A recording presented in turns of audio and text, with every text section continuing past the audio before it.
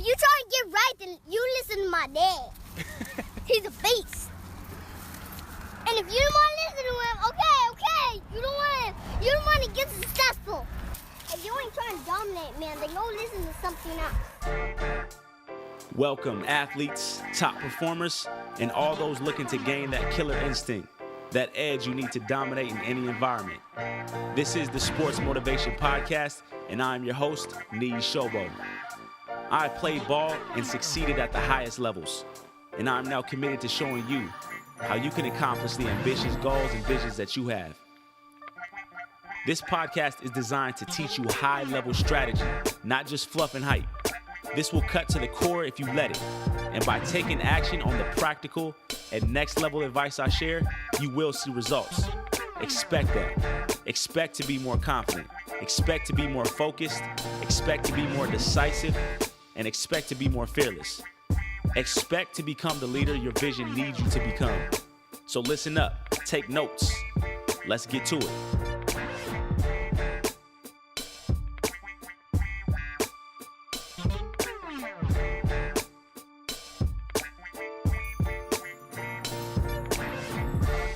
Welcome to the Sports Motivation Podcast. I am Niyi Sobo. I do help high-performance athletes build supreme confidence and ultimately dominate under pressure. That is my goal for you listening. I want you to develop supreme confidence, and I want you to have the ability to dominate under pressure. And I actually want you and expect you to dominate under pressure. I expect you to because I'm teaching you how. And that's what happens. Someone teaches you, you understand it, you internalize it, you do it, you practice it, and you become a master. True masters know there really is no mastery. It's a pathway. It's a journey. But you will be what most people call a master. So today I'm going to be talking about how to get over failures, all right? This is important. This is something I get a lot. Again, I think I actually had someone request that I speak to this. And it's funny because it's weird. Like, I hope you guys know that, first of all, let me just say, I fail a lot. And when I say fail, I use that word in the way that most people use it right now in saying that I fail, meaning I have a lot of things that I want to do. A lot of hopes, dreams, aspirations, goals, intentions, desires that don't or have not yet come to fruition. I have a lot of games that I've lost, a lot of big mistakes that I've made that have cost me and those I love dearly, a lot of mistakes that have had very painful implications for myself and others. I have failed a lot. I had two sons before I was married to my wife. That means there was a relationship that went bad, right? I don't have to go into detail. Suffered from injuries in the NFL. I got released from the New Orleans Saints. I got cut. I got let go. Virtually, or essentially what they said is, we don't want you. I've tried out for teams and have not made the team. I've been looked over. And again, like I said, made some costly mistakes. I don't have to go into detail. I mean, we'd be here all day, honestly. So I know what failure is. I know what it feels like. The cool place about where I am now, honestly, is that I'm 32 years old. And I feel like one of the biggest breakthroughs that I've had is me changing my idea of failure, changing what I believed about failure. And I'm going to be showing you guys how to do that a little later and give you more insight into it. And so the reason why I kind of laugh about this whole idea of failure is because I actually really don't see things as failure anymore. And I can't tell you how beneficial that is to me. And so what I want to share with you specifically is how you can get over your past quote unquote failures, how you can change your definition of failure, and you can approach your process of getting what it is that you want in a totally different way. All right. So I'm going to go through this real boom, boom, boom style. That's how I like to do it a lot. I'm going to give you some stories. I'm going to give you some examples, but I want to get right to it because this is a real thing, and you must know how to get over these failures, right? Because they happen, and a lot of our failures have been preventing us from moving forward at the rate and the speed and with the aggression that's necessary. because it is necessary. First, what you need to do to get over your past failures, all right? Number one is you got to examine why. You got to understand why you failed. Become an investigator. Understand yourself. Understand what even is your idea of failure. Why do you think it's a failure? So let's say you had a job that you went out for. You went to college and you dropped out. Let's say you went to college and you dropped out. Most people, I guess, would call that a failure, quote unquote, right? Well, examine why you think it's a failure. Is it because mom and dad paid for your college and they don't get to tell everyone that you graduated? Is it because you feel like going to college is what makes you good enough or able to be successful out in the real world? Is it because you believe that there's not a chance for you to go back to college if you wanted? Is it a failure because other people told you it was a failure? Understand yourself first. Understand. Always seek to understand. Stephen Covey, 7 Habits of Highly Successful People. He always talks about that. Seek to understand. Understand yourself first. Examine why. How do you do that? Sit down and actually ask yourself. Get a coach. Get a therapist. Talk about it. But dig through it. If you don't, you'll be like most people who have quote unquote failures, feel feelings of failure. And isn't that what failure is anyway? Isn't it just a feeling anyway? Is failure real? Is it like something that's, handed down to us? Obviously, we get an F on a paper. We can fail a paper, right? But isn't it true that you can get an F on a paper and not feel like a failure? You say, oh, whatever. I'll get better. I'll do better next time. It doesn't have to ruin your day or ruin your life, your career. Failure is a feeling, right? We got to understand it. That's first. Second is we don't, just because we understand it now, right, doesn't mean we have to excuse it. We don't have to excuse it. We don't have to say like, oh, it's okay that I didn't get the result.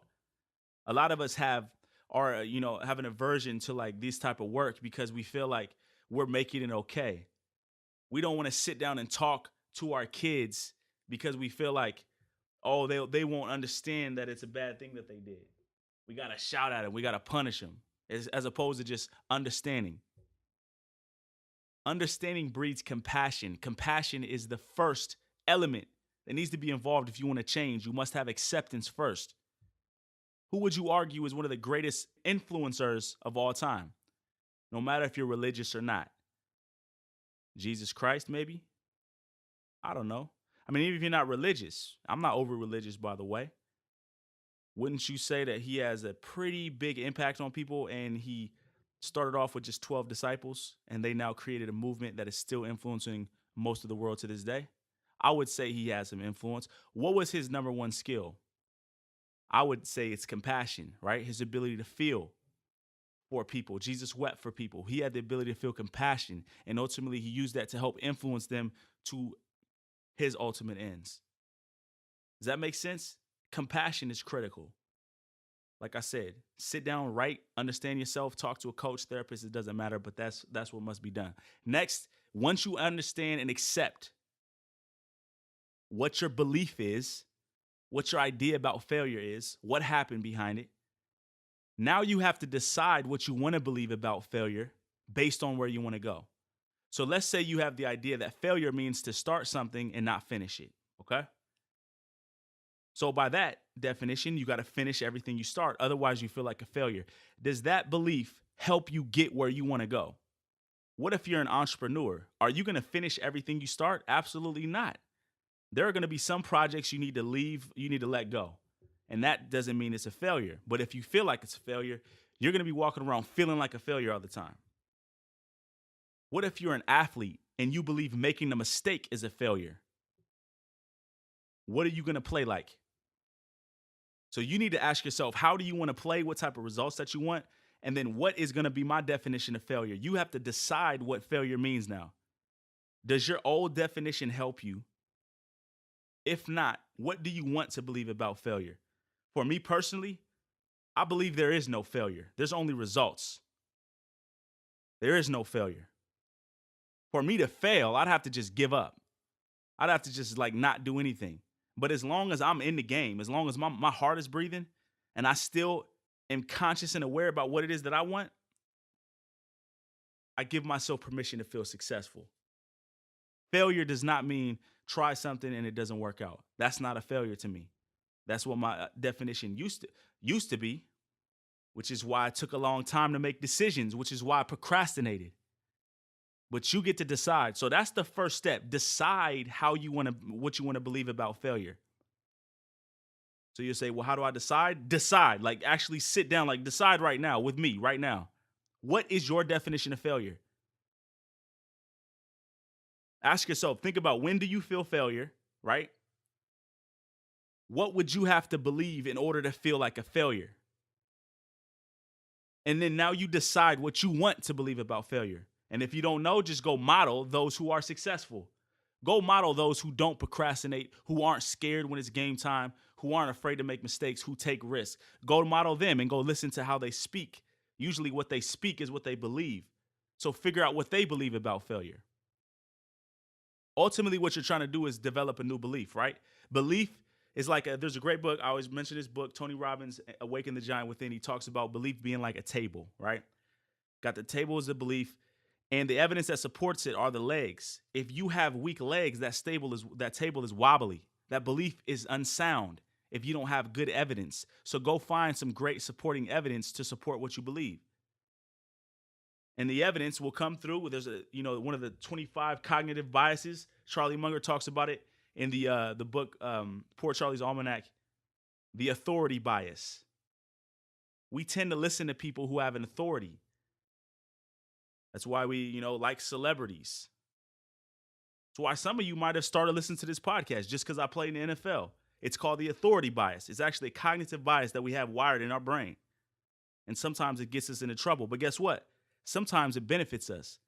We can go and watch people who are successful and realize, listen, this guy, I'm just looking at my bookshelf here, Pat Riley, James Allen, Mark Divine, Ralph Waldo Emerson. These guys these guys are established authorities. If they're telling me that failure is not trying something and it not working out, failure is giving up. Now I can start to add some new support to that belief system. Does that make sense? All right. So now that we decided, now our job is to make that belief a reality, right? That's the hard part. If it was as easy as me just saying, yeah, I don't believe that. I believe that failure is trying hard, right? I can say that. It's real easy to say. The hard part is actually wiring that belief. And so that's why you need to go back and listen to my how to change your beliefs. I think I did parts 1, 2, and 3. Can probably do 4, 5, and 6 as well. And I'm going to go into it right now. But I told you, like I said, number 1, find as much evidence as possible. Videos, books, mentors. Find evidence to support your new belief. You get to believe whatever you want to believe. You not making the team is not a failure unless you want to believe that. Now, if you want to believe that, go ahead and find all the evidence that supports it. Go find out what your coach said. Go listen to your mom and dad. Go listen to your friends laughing at you at the lunch table. Let them tell you. Let them give you the evidence. Or you can say, I'm going to create my own evidence for a new belief, because you get to decide what you believe is true or not. That's about as real as it gets right there.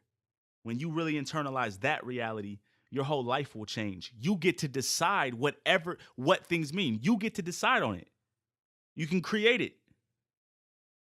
So find as much evidence for your new belief.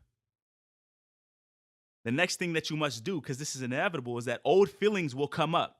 When you're in that game time situation and you're about to shoot that free throw, you will have that sick, nauseous feeling that reminds you of your past failure when you airballed. You will, when you get into a new relationship, feel those feelings because you failed in your last relationship, quote unquote, right? Those old feelings will come up. It won't just go away just because you did some fancy exercise and you wrote down what your new belief is. No, it will come up. So your job is to challenge old feelings immediately as they come. There's a great book called Wired for Joy. I can't remember the author. My guy Brandon will put it in the show notes to this episode. It's called Wired for Joy, and she talks about the neural pathways, right? When you're actually feeling the intense emotion, that's the best time to rewire it. It's like the old wiring is exposed. So when it comes up, ask yourself, how do I feel? I feel scared. I feel nervous. I feel like I want to leave. I feel like I don't trust this new girl. Maybe you're in a bad relationship before. I don't trust her. Well, what would you have to believe in order to feel that way? What would you have to believe? And ask yourself and be honest with yourself as you're in this emotion. This can all be internal. You can write this down. Powerful exercise to do when you write it down. It's all a part of my emotional mastery system that I take my athletes through. Just recently recorded this all digital as well. It'll be coming to you soon. I'll let you know. But challenge these old feelings immediately when they come up. And then say, well, what else could this mean? What else could this mean? Does it have to mean that, I should never be in a relationship again, or I can't trust anyone, or, I'm a failure, or if I miss this, it's the end of the world? Does it have to mean that? No, it can mean something else. And this is where you rewire it at that moment. And it's a repetition. No belief can go unchallenged, though. No belief can go unchallenged. These emotions that come up, first allow yourself to be honest with yourself about how you feel. That's first. And this can be internal. You can talk about this with other people. You can do it with friends, family, therapists, coaches, whoever. I have some clients when I get on the phone and we talk sometimes the whole hour. Getting it out first. Then you can rewire it. But you got to get it out first. All right? You got to get it out first. You can't, when I say challenge it, I don't mean act like it's not there. I don't mean say, no, I shouldn't feel that way. No, I did not say that. That is not what I'm saying. When I say challenge, I mean challenge the validity of that belief after you've heard it. No belief can go unchallenged, all right? And like I said, repetition is critical with beliefs. Write it down, explore its implications, embody it. Write it down daily. Ask yourself, what would I do right now if I felt that? Prime time it. Talk about prime time. Do what it is you would do if you believe. If you believe that failure, there is no failure, there's only results, then you would take that shot. So take the shot, regardless of how you feel. Prime time it. Use action to change what you believe. Because with the action, you'll actually see some evidence. Go through the fire. Actually do it. The last thing I want to mention is that you got to use emotion, all right? Emotion is critical because emotion is what solidifies a belief. So, for example, I tell this story, when I was a firefighter, there was a couple kids. There was a call, and I was a young firefighter. I think it was in my second year. We got this call for a TA1, right? And a TA1 is a traffic accident, or I think that's what it stands for. And 1 means it's pretty severe, TA1. All right, so we hop in. Okay, we're already thinking, okay, this is probably a legitimate call. A lot of the calls we get are not legit. And then on the way there, it says TA1, pedestrian struck. So that means there's a car accident, traffic accident, and there's pedestrian struck. Okay, so now we're really getting ready because, okay, this is legit. But then there's also sometimes we go on calls and someone just bumped into a car. And then we hear that there's 2 kids. And then we start to get near and we see the crowd. We see the police officers there. We see everyone screaming, hop out the rig. I'm young. I'm a young firefighter. A lot of this stuff is new to me. This was the first call of its kind for me because as I approached, there's kids there, been hit by a bus. One of them screaming, the other's laid out cold. Brains all out. Things coming out his eyes, his ears, nose. I've got to suction it out. Hands is trembling. Ultimately, the kid ended up dying. It was a traumatic experience for me, a traumatic experience for anyone who witnessed it.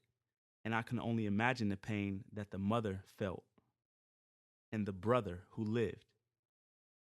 My point in telling you this story is that was a very emotional time for me.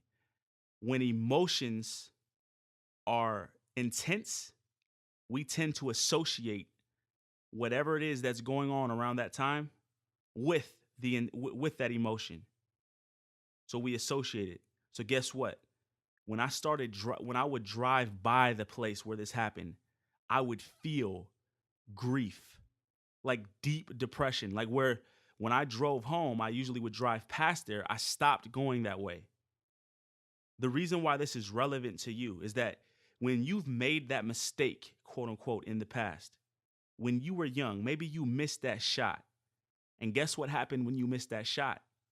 Maybe someone withheld love from you Maybe you got chewed out by your teammates. Maybe you got chewed out by your coach. Maybe your dad chewed you out, all because you made that mistake. And so now in your nervous system, you have wired to making mistakes, pain, deep pain to making mistakes. And guess what?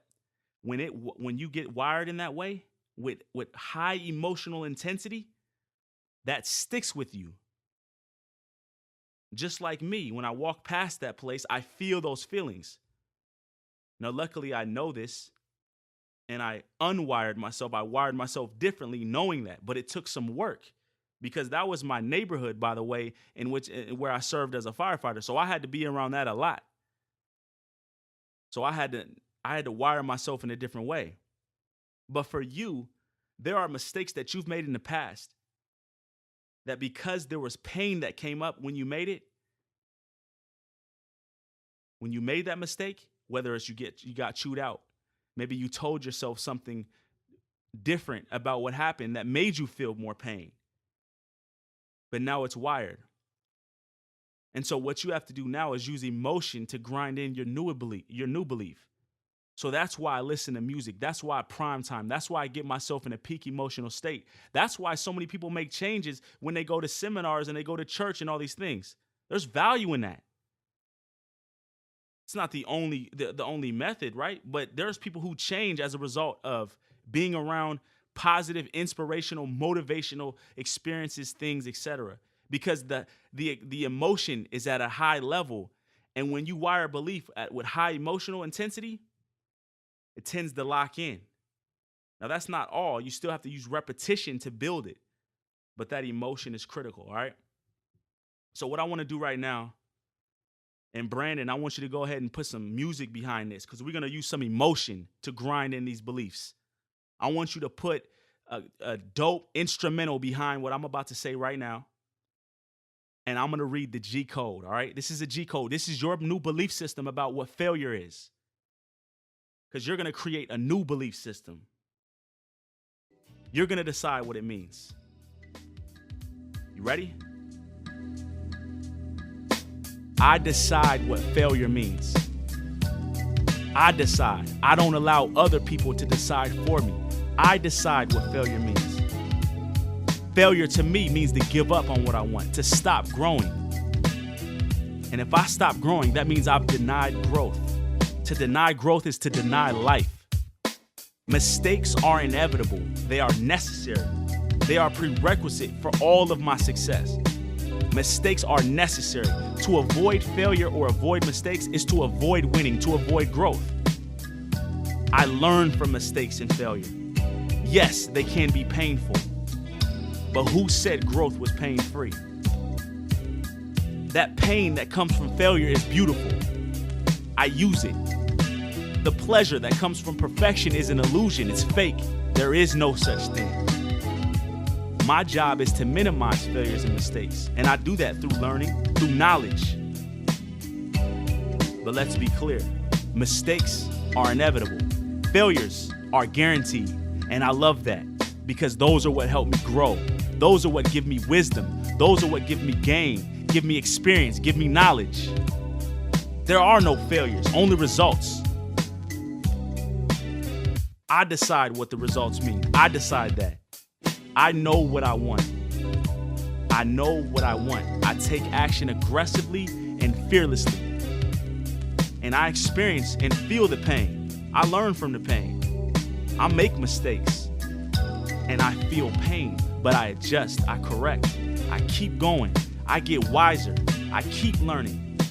And ultimately, I define what that failure means. It's my decision. It's mine. Listen, you are human. You will feel pain. You will feel scared. You will feel afraid to make a mistake. You don't have to let that stop you. And you can condition yourself to be immune to that feeling. You can condition yourself to love and embrace growth. You can convince yourself of your truth. So what's your truth?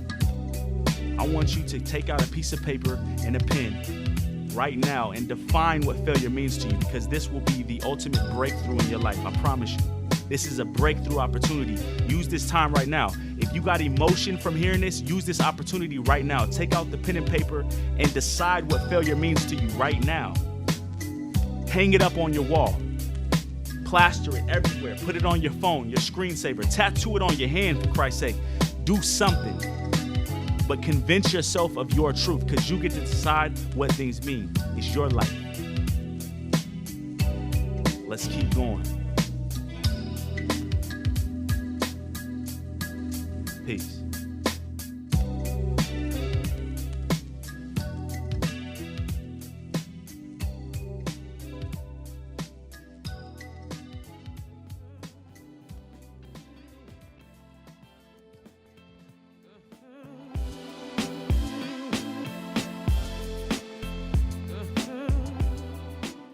Thank you for tuning in to the Sports Motivation Podcast. Make sure if you dig in the podcast, go and subscribe so you can always get the latest episodes. I come out with a new episode twice a week on Tuesday and Friday at 3 a.m. Eastern. And make sure you go ahead and rate it and leave me a good review. As always, I appreciate you tuning in, and I'll talk to you soon. Much love.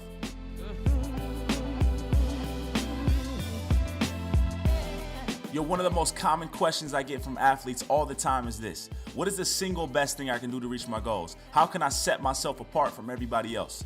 Obviously, there are a lot of things, but the one thing that's helped set me apart was having a coach, a mentor, someone to show me the right strategies and how I need to do things specifically to achieve my results.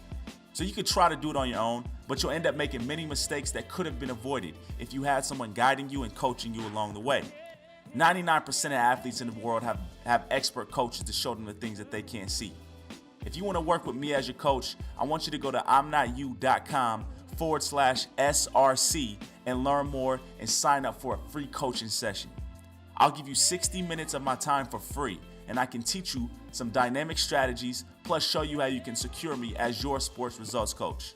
All I ask is that you fit in this criteria. You're serious about your sport, you're willing to invest the time and money, and you have clear goals of taking your game to the next level, or some sort of specific results you want to achieve. This is definitely not for everyone, and I have very limited spots available for this. So, if this applies to you, I want you to take action. Go to IMNOTYOU.com/SRC, and I guarantee you're going to take your game and your career to the next level.